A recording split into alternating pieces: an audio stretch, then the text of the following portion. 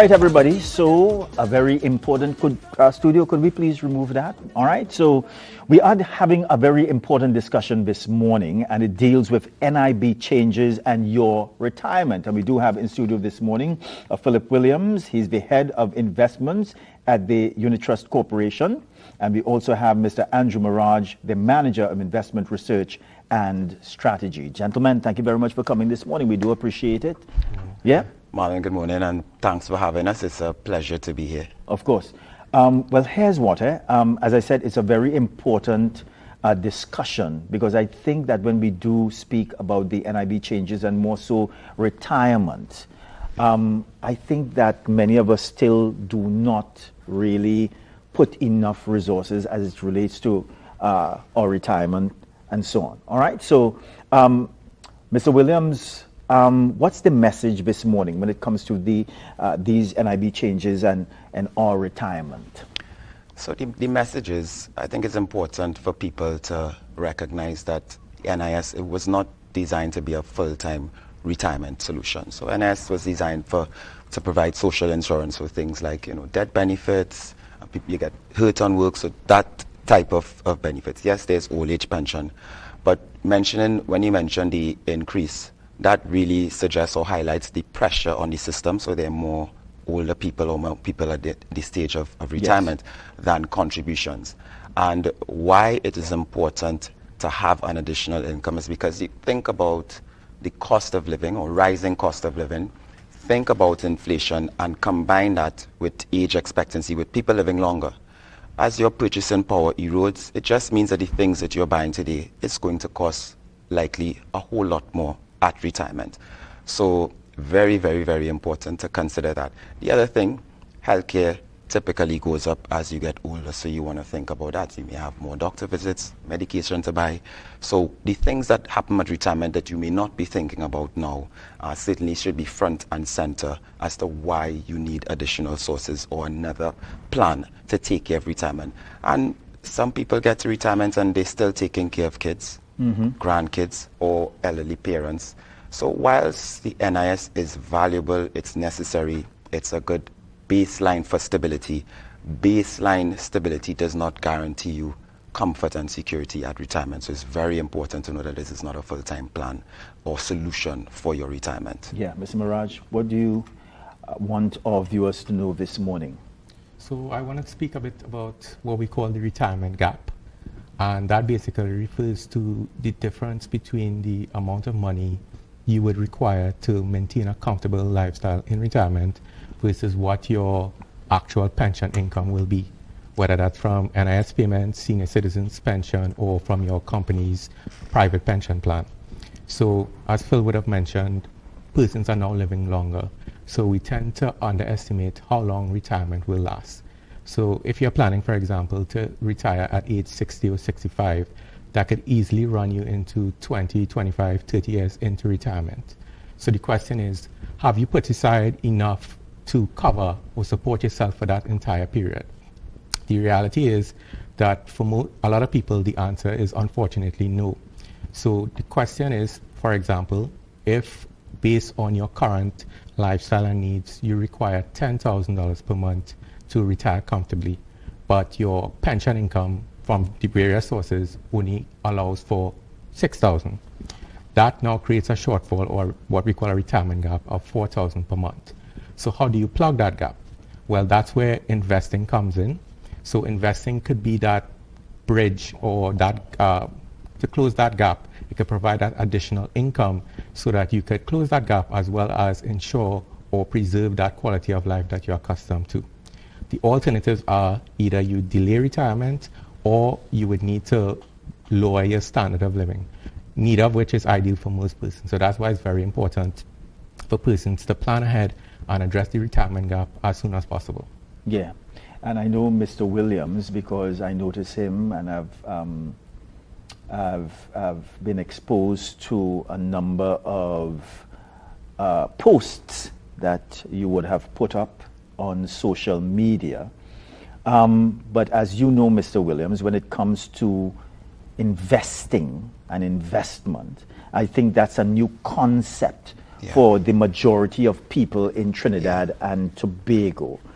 It hasn't been our culture, and I think that the narrative has to change, because when we think about investment, sometimes we think about, well, if I invest there, I may lose my funds, and some people just like to see their money always in front of them, and some people don't like to put it in the bank and give financial institutions their funds to invest. So again, the narrative has to change. So how do you do that? Change that narrative to one of investment? So, you know, the corporation has been doing a lot, the Unit Trust Corporation, to educate the citizens of Trinidad and Tobago and change that narrative. And the education, I mean, it has to be consistent for the exact reasons that you're saying. Because a lot of times what we would hear is, well, you know, I really don't have enough. I cannot save, or I cannot It's for invest. rich people. Yes, or exactly. And what I would say, the first piece of advice I would give someone is to, if you don't have your expenses laid out and your income, you don't have a budget, then the truth is you really don't know where your dollars are going. And it's important for you to know, well, listen, I spend on this, maybe I can cut back here, maybe I have some disposable income to position for the future. Now, it may very well be that you may not be able to save, but the only way you would know that is by having a budget. The other thing of what you're describing as investing is for wealthy people, or for the people who understand this stuff, you know, it's for those people who are in finance. It's quite the opposite, right? You can start, you do not need a big lump sum to start investing. And I think that's what people have in their mind. You can start with $100. You can start investing and have access to the stock market, have access to the bond market. The sooner you start, the better, because if you are waiting for the right time or that salary increase, or it may never happen. So the sooner you position yourself to invest, the better your advantage in terms of positioning yourself at retirement. So don't wait. The best time was yesterday, but if not, then you should be thinking about starting this morning today. at 7:16. Exactly. All right, gentlemen, let's get a little deeper into some of the investment options that the UTC has to offer. Okay, so we have a suite of products that are designed to meet you depending on the financial goals that you have and your risk tolerance. When you are younger, this is the time you should be taking on some risk. As you start to approach retirement, you should be scaling back on risk. But the funds that we have, the two funds that we have, or three I should say, that are geared towards retirement, that would be the Growth and Income Fund, the Universal Retirement Fund, and the Pension Plus. And just to describe what these funds are, think of a basket of assets pooled together, managed by professional money managers. These funds are balanced funds, so they have stocks and they have bonds.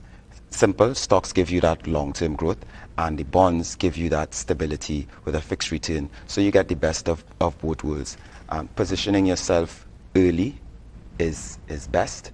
And the other thing, to calm people's minds when they think about investing, at the corporation, the Unit Trust Corporation, we have some of the best analysts, portfolio managers, and investment managers to ensure when you bring your dollars into the UTC, we are doing our very best to position that your funds so that you can get the best return and retire comfortably. So those are the funds we have. We also have the TT Dollar Income Fund and the US Dollar Income Fund, which is performing quite well. That's more geared towards saving, but those are the funds. So it actually a blend of all of the funds, short, medium, and long, is a good approach to position yourself for the long term. It just depends on your risk tolerance as well. Stage in terms of where you are along the investment horizon, just what your age is, and what the goals that you're working towards. Today, the goal that we're talking about is retirement, so that's long term. So you should be positioning your money to get the best value. If you stay safe, the risk in that and staying safe is that's the risk. The risk in taking no risk is a huge bill to pay, because you're not positioning yourself to achieve those big long-term goals. And one of the best ways to do that is positioning in a fund that has stocks that can give you growth. Stocks on the local stock market, international stock market, that's what these funds are. International bond market and local bond market, all pooled together for you to give you the best of both worlds. Maharaj, let's talk a little bit about the criteria, because as we would have discussed this morning, I think that the narrative has always been, well, here's what, this is not for let's say, the small businessman, or let's say a public servant, or someone who feels that they're not making enough money, and therefore they feel that they don't have the opportunity to invest. Let's talk a little bit about the criteria and someone being eligible to invest. Right. So, as you mentioned, or as Phil mentioned, there is no criteria to invest, right? The key takeaway is that regardless of your age, the stage in life, earning potential, or risk tolerance, investing is a critical part if you want to ensure you have a comfortable retirement. Now, let's use just two examples of persons in various stages of their life. Let's say we have a younger person, let's say early 20s, now starting off their career, and let's say we have someone in their 40s or early 50s who may be more established. So how does that difference in terms of life stage and age impact the options available in terms of investment? So starting with the younger individual, because this person has, let's say, around 35 years until retirement, and a lot more paychecks coming into the future, time is the biggest advantage for this person, right? Because they have a longer runway, they generally are able to take on greater risk, right? Since they have more time to recover in the event of any potential short-term losses. So in terms of the options, or the most suitable investments for this type of individual would be something more growth-oriented or for capital appreciation. So we're talking about stocks or like an equity-based mutual fund. Now for the more mature individual, let's say mid-40s, it's a little different. So while retirement is nearer, we have less time to retirement, their biggest advantage is that typically they'll be more established in their career and thus have a higher earning potential, right, or earning power. So the flip side, however, is that at this stage, it generally has more financial obligations. Yes. So we have mortgages, paying for children's education or general household expenses, right?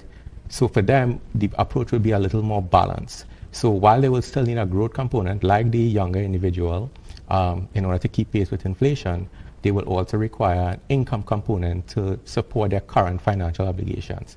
So for a person like that, combination of stocks to get the growth as well as fixed income securities to get that income to support, or they can invest directly in what we call a balanced mutual fund or a growth and income mutual fund to get those components. Yeah.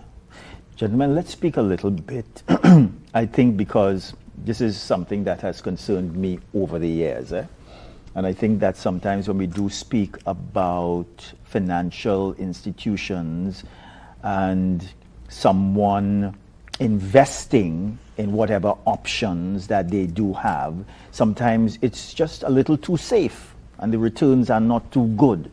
So as we speak about the suite of options available from the Unit Trust Corporation, is it for, in some cases, the aggressive investor or the safe investor, the medium? What do you have?